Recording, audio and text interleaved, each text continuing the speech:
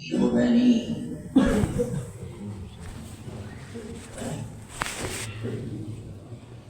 وقال النبي صلى الله عليه وسلم: إن حامل القرآن في ظل الله يوم لا ظل إلا ظله، أو كما قال عليه الصلاة والسلام.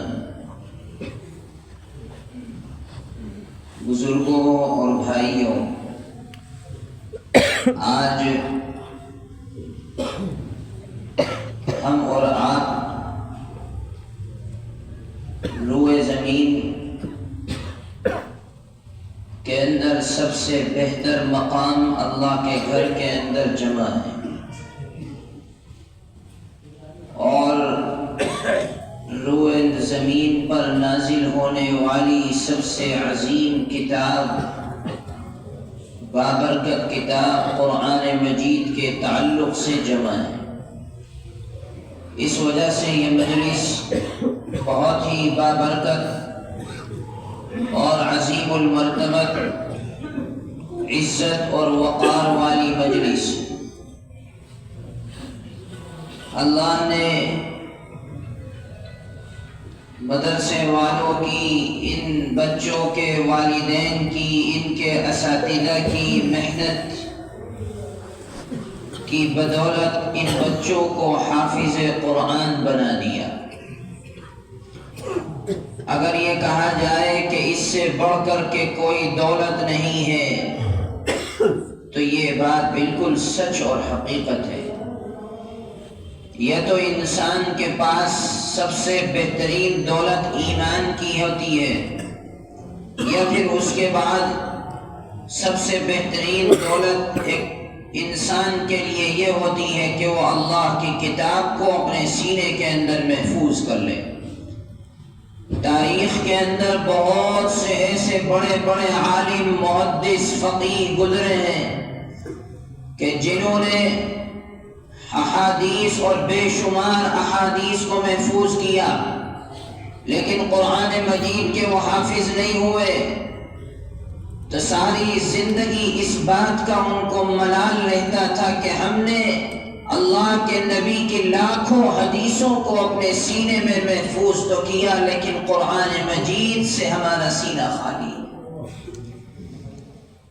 ساری زندگی حدیث پڑھائی، علم حدیث کا درس دیا، لاکھوں علماء پیدا کیے، لاکھوں حفاظ حدیث پیدا کیے، لاکھوں دین کے داعی پیدا کر گئے، لیکن قرآن کا حافظہ نہیں تھا ان کے پاس، تو ان کو یہ ملال، یہ غم ساری زندگی ستاتا رہا. معلوم یہ ہوا کہ قرآن مجید کا حفظ کر لینا، قرآن مجید کی یہ دولت بڑی عظیم دولت ہے. میں نے آپ کے سامنے قرآن مجید کی ایک آیت پڑھی: یوم یفر المرء من اخیہ وامہ وابیہ. ہم سب پڑھتے ہیں سورہ عبس کی آیت ہے. اللہ فرماتا ہے کہ قیامت کا دن ایسا خطرناک، ایسا ہولناک اور ایسا بارعب دن ہوگا کہ جس دن کے اندر ہر انسان ایک دوسرے سے نظریں چرائے گا، بھائی بھائی سے دور بھاگے گا، رشتہ دار رشتہ داروں سے نظریں چرائے گا، ماں باپ ایک دوسرے سے دور بھاگیں گے، شوہر بیوی کا نہیں، بیوی شوہر کے لیے نہیں، والدین اپنی اولاد سے دور ہو جائیں گے، اولاد اپنے باپ کو دیکھ کر کے نظریں چرائے گی. دنیا کے اندر جتنے بھی تعلق رکھنے والے دعوے اور محبت کے دعوے ہوتے تھے سب دور دور ہو جائیں گے، کیونکہ آج تو ہر آدمی کو اپنے کیے ہوئے پر اللہ کو جواب دینا ہوگا.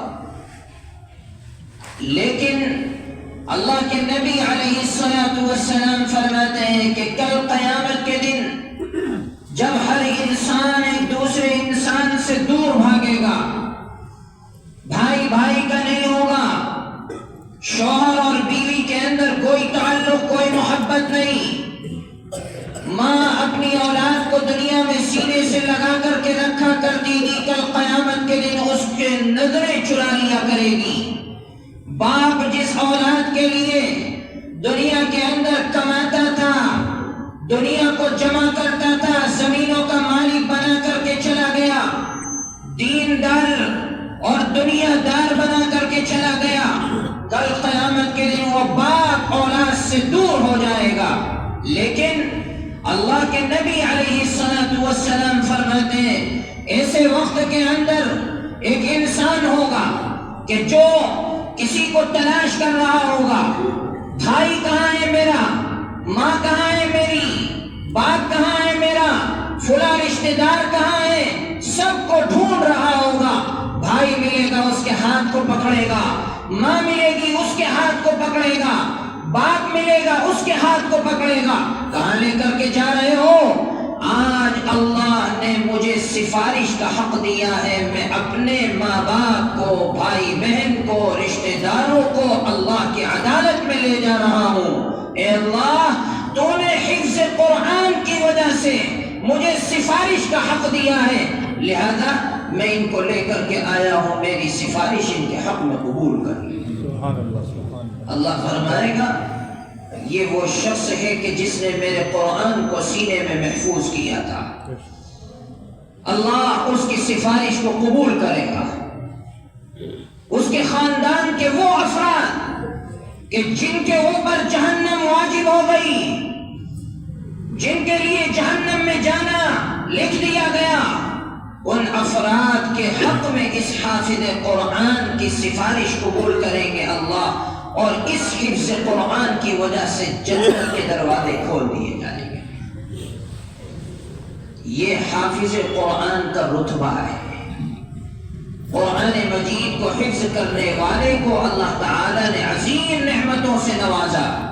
ایک حدیث ہے، اللہ کے نبی علیہ السلام فرماتے ہیں قرآن مجید کے حفظ کرنے والے سے اللہ فرمائے گا اقرأ وارتقي ورتل كما كنت ترتل في الدنيا فإن منزلتك عند آخر آية تقرأها۔ اس حدیث کی تفسیر کے اندر محدث گزرے ایک ملا علی قاری رحمت اللہ علیہ لکھتے ہیں کہ اللہ تعالیٰ نے ہر انسان، ہر عبادت گزار، حتیٰ کہ نمازی، روزے دار، حاجی، ہر ایک عبادت گزار کے رتبے کو اللہ نے جنت کے اندر متعین فرما دیا ہے۔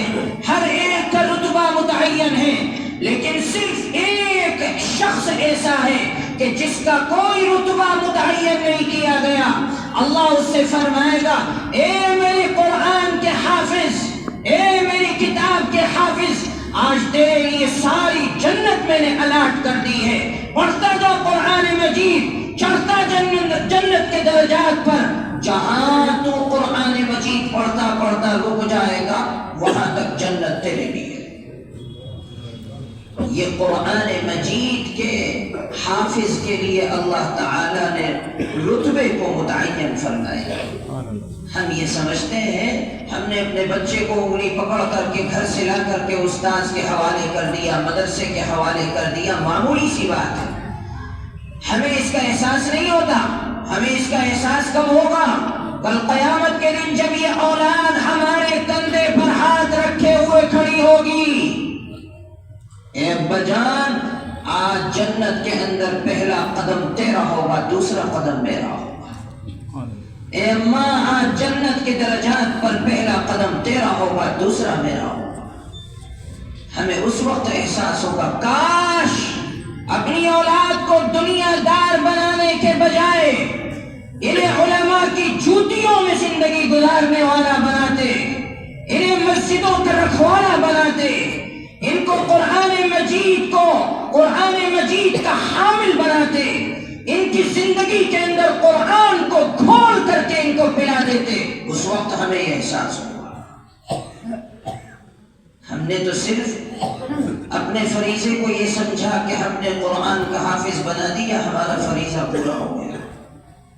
میرے بھائی یہ بہت بڑی دولت ہے، قابل مبارکباد ہے والدین، قابل مبارکباد ہے وہ بچے۔ اللہ کے نبی علیہ السلام فرماتے ہیں ان حافظ قرآن بچوں کی وجہ سے کل قیامت کے دن ان کے والدین کے سر کے اوپر وہ تاج ہوگا، وہ تاج ہوگا، وہ عظیم الشان تاج ہوگا۔ سورج کی روشنی دیکھتے ہو دنیا کے اندر؟ صحابہ نے فرمایا بلا یا رسول اللہ، ہاں ہم دیکھتے ہیں، اس سورج کی روشنی سے 1000 گنا زیادہ چمک اس تاج کے اندر ہوگی، جو تاج ان کے اور ان کے والدین کے سر پر رکھا جائے گا۔ میرے بھائی، یہ مدرسے اور مسجدیں، یہ علماء ہمارے بچوں کو قرآن دے رہے ہیں، قرآن سکھا رہے ہیں۔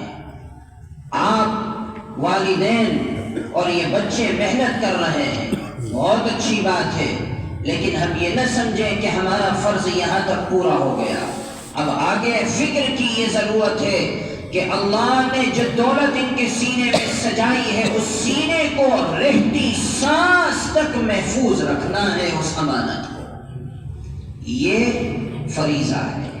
اس لیے میرے بھائی، آج آپ کو اس مجلس کے اندر جمع کیا گیا، قرآن مجید کی مجلس ہے، بڑی بابرکت مجلس ہے، جگہ بابرکت، مجلس بابرکت، بہت عظیم مجلس ہے۔